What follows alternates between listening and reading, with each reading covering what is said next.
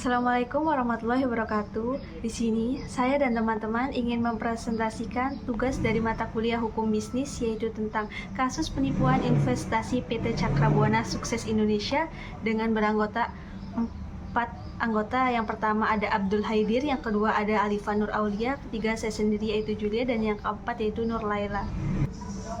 PT Cakrabuana Sukses Indonesia atau yang dikenal dengan CSI adalah sebuah perusahaan yang terlibat dalam penipuan investasi dengan modus menawarkan keuntungan tinggi kepada investor melalui produk investasi yang menjanjikan. Banyak masyarakat tertarik untuk berinvestasi dengan mendapatkan imbal hasil yang sangat besar. Yang kedua, investasi bodong merupakan suatu kegiatan yang mengklaim sebagai investasi tetapi sebenarnya adalah skema penipuan, di mana dana dari investor baru digunakan untuk membayar keuntungan kepada investor lama tanpa adanya kegiatan bisnis yang sah di belakangnya. Yang ketiga, yaitu PT Cakrabuana Sukses Indonesia menyediakan investasi berkedok koperasi, di mana CSI mendirikan koperasi simpan pinjam dan pembiayaan syariah atau biasa disebut dengan KSPPS dengan himbauan dana dari masyarakat melalui investasi emas dan tabungan imbal hasil 5% per bulan. Selain itu, PT Cakrabuana Sukses Indonesia ini juga mendirikan KPPS BMT CSI Madani Nusantara Kota Cirebon dan KSP Pandawa Mandiri Group Depok, Jawa Barat dengan melakukan praktek yang sama ke seluruh aktivitas PT. PT CSI menawarkan produk investasi dengan janji imbal hasil 5% per bulan dan akan menarik banyak investor.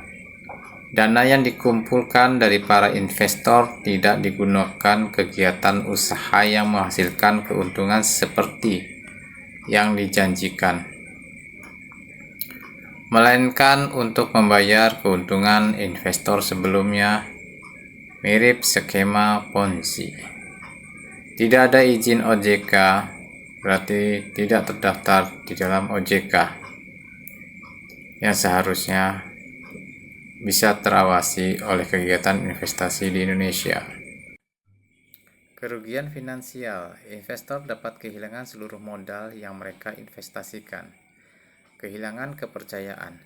Kasus seperti ini dapat membuat investor kehilangan kepercayaan pada investasi secara umum, terutama investasi yang menawarkan imbalan hasil tinggi. Untuk selanjutnya akan dibacakan oleh Kak Alifa. Silakan. Yang selanjutnya yaitu proses penyelesaian kasus PT CSI. Yang pertama, OJK dan kepolisian melakukan penyelidikan terhadap PT CSI setelah menerima laporan dari masyarakat tentang penipuan investasi. OJK juga mengeluarkan pernyataan resmi bahwa PT CSI melakukan aktivitas tindakan hukum dan tidak memiliki izin untuk menjalankan kegiatan investasi atau ilegal. Yang kedua, PT CSI telah merugikan banyak orang yang totalnya disinyalir mencapai 2 triliun rupiah, dengan jumlah anggota mencapai 7.000 orang, dengan jumlah investasi yang diperkirakan per orang yaitu 50 juta rupiah. Yang ketiga, Muhammad Yahya dan 2 direksi PT Cakrabuana Sukses Indonesia PT CSI, Muhammad Yahya dan Imam Santosa berhasil ditangkap jajaran kepolisian Cirebon dan divonis hukuman 7 tahun penjara oleh Pengadilan Negeri Sumber Cirebon. Yang selanjutnya yaitu upaya pengembalian dana. Yang pertama, aset-aset milik PT CSI dan para pengelola disita oleh pihak berwenang untuk dikembalikan kepada para investor. Namun, seringkali nilai aset yang disita tidak mencukupi untuk mengganti seluruh kerugian yang dialami oleh investor. Yang kedua, proses pengembalian dana kepada investor dilakukan melalui mekanisme yang diatur oleh pengadilan dan lembaga terkait.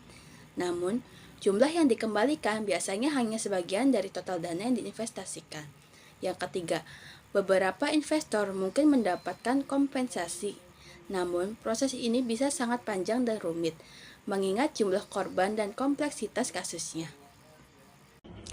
Perlindungan investor.